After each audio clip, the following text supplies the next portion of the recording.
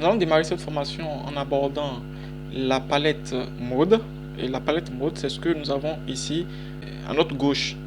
Donc les outils qui sont à notre gauche ici, nous allons les aborder rapidement pour que vous puissiez avoir une idée de leur utilité. Donc le premier outil, nous connaissons déjà à quoi sert cet outil.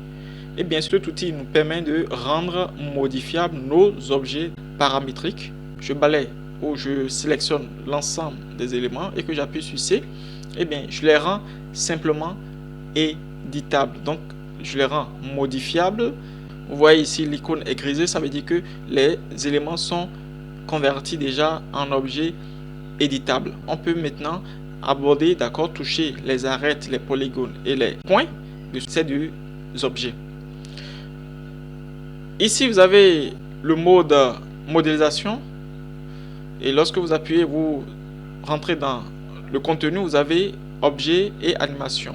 Dès que nous serons en animation, nous allons voir dans quelle mesure nous pouvons switcher du mode objet en mode animation. Ici vous avez le mode texture, et bien nous n'allons pas aborder ici parce que ça fera objet, d'accord, d'un autre cours qui sera essentiellement sur les matériaux et les textures. Ici vous avez la grille, d'accord, le plan de travail, et comme définition, utiliser le plan de travail, utiliser le mode plan de travail. Donc ce mode nous permet de faire quoi? Ce mode nous permet simplement de déplacer notre grille. Et je prends l'outil de rotation pour mieux vous expliquer. Donc lorsque je sélectionne, je prends mon outil de rotation, je peux déplacer, d'accord, renverser mon plan, ma grille, mon plan de travail en fonction de mes besoins, simplement. Nous allons y revenir. Donc ici, je viens ramener par défaut. Et pour désactiver le plan de travail, il faut simplement cliquer en mode modélisation, simplement. Ici, vous avez les trois modes, mode point, mode arête et mode polygone. Puisque nous avons les deux éléments convertis, nous pouvons avoir accès, d'accord, à ces points. Donc les points sont ici. Donc je peux prendre l'outil rectangle de sélection, je balaye le row là et j'ai les points, d'accord, de cet objet, les points supérieurs de cet objet sélectionné. Donc je peux les déplacer. Je prends les arêtes, je peux balayer les arêtes qui sont à la surface de cet objet. Je peux prendre également les polygones, je balaye les polygones de la face. Je peux balayer également les polygones ici.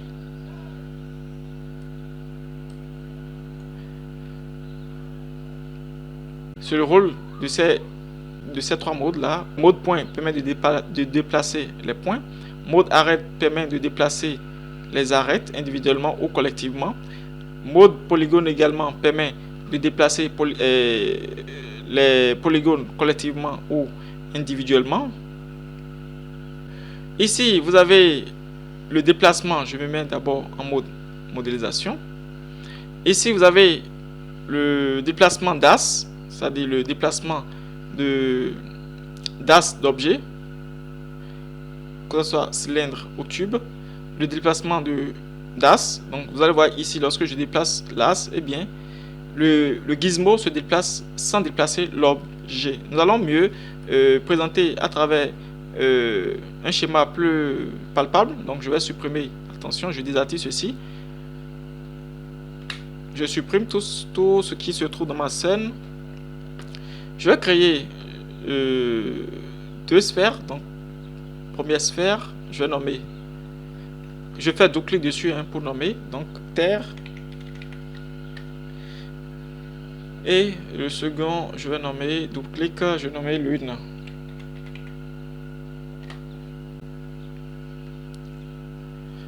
Lune. Donc ici, je vais déplacer la terre, plutôt la lune. Je déplace la lune comme ça. Je vais me mettre en bonne position, donc au niveau de vue. Cadré, d'accord, cadrage par défaut. Donc je clique sur cadrage par défaut, je me retrouve mieux positionné. Au niveau de la terre, je vais diminuer sa taille à 75 cm. légèrement plus petite que la Lune. Je vais me mettre en vue de row F2. D'accord. Je vais convertir les deux éléments. Donc C, raccourci. Et je reviens maintenant sur le activation d'axe. Donc je viens d'activer l'axe. Et bien lorsque votre axe activé,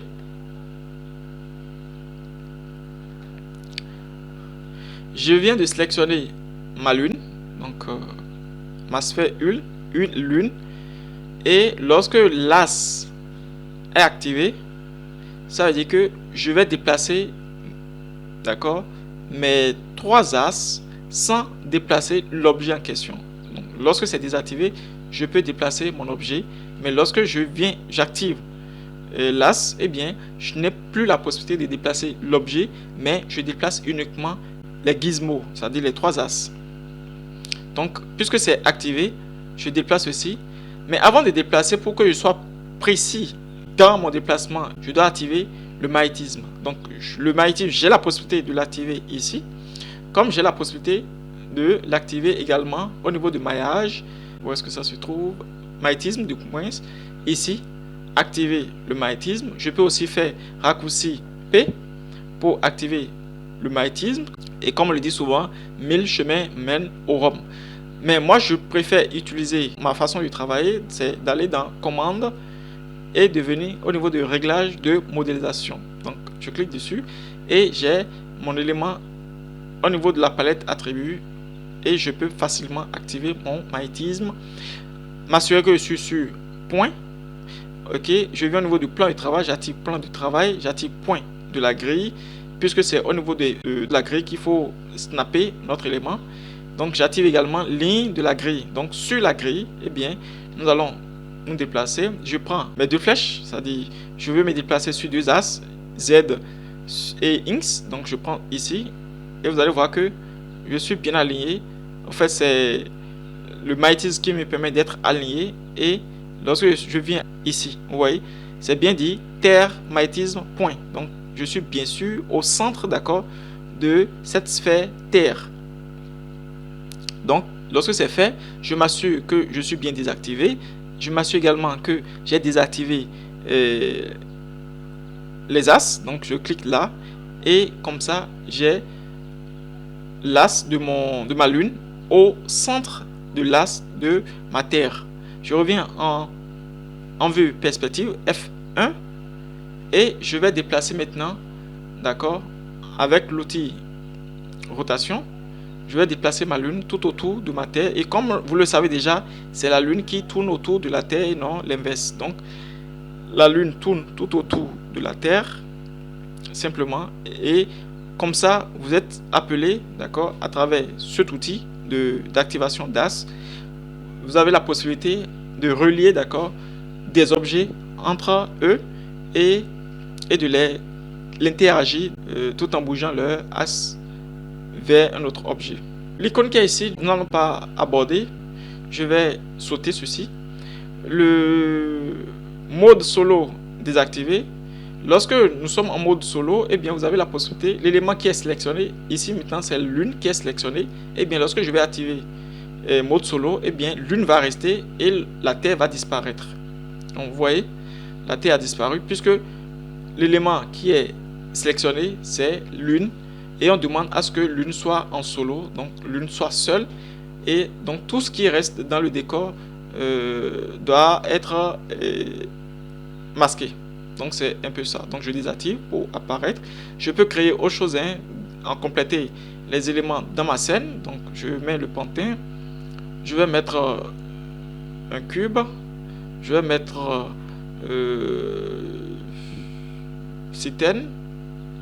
Et lorsque je sélectionne par exemple terre et que je mets en solo, eh bien tous les autres éléments seront masqués. Donc simplement pour masquer les autres éléments qui ne sont pas sélectionnés. Je peux balayer, hein, soit terrain et pantin. Je sélectionne les deux éléments et je demande à ce que les autres soient, que ces deux éléments soient en solo. Donc ces deux éléments sélectionnés sont présents et les autres sont masqués. Donc je vais désactiver. Vous connaissez déjà l'outil magnétisme. Donc nous n'allons pas y retourner dedans. Ceci vous permet de faire quoi? Ceci vous permet simplement de déplacer ou d'aligner le plan de travail en fonction des différents axes ou en fonction d'un élément sélectionné ou d'une sélection, d'accord, sur un objet. À travers une présentation, vous allez mieux comprendre. Donc je balaye tout ceci, je vais supprimer. Je vais prendre plutôt une pyramide. Je vais convertir, d'accord, cette pyramide. Je vais prendre la face mode polygone, je sélectionne la face. Et bien ici, je vais demander à ce que allier le plan de travail à la sélection. Donc je clique dessus. Vous voyez que le plan de travail s'est aligné à la sélection de ma pyramide. Et lorsque c'est activé ou aligné à la sélection, eh bien je peux créer n'importe quoi. Maintenant vous allez voir que si je crée, d'accord, un petit cylindre là, eh bien le cylindre est aligné en fonction du plan de travail, donc perpendiculaire au plan de travail. Je vais retourner à la position initiale, aligner le plan de travail sur Y. Ça c'est l'alignement par défaut. Vous êtes aussi libre d'activer sur l'axe Z. Vous êtes libre d'activer sur l'axe X. Comme vous pouvez aussi ramener, d'accord, par défaut sur l'axe Y. Simplement. Donc ça permet de vous positionner par rapport à vos objets, par rapport à ce que vous voulez faire, de positionner votre plan de travail. Le dernier outil, nous n'allons pas aborder puisque moi personnellement, je ne l'utilise pas dans mon workflow, je ne l'utilise pas dans ma production, donc souvent je ne m'en sers pas du tout. Peut-être à la longue, je vais y toucher pour voir de quoi ça a l'air, de ce que ça peut faire. Pour le moment, je ne m'en sers pas.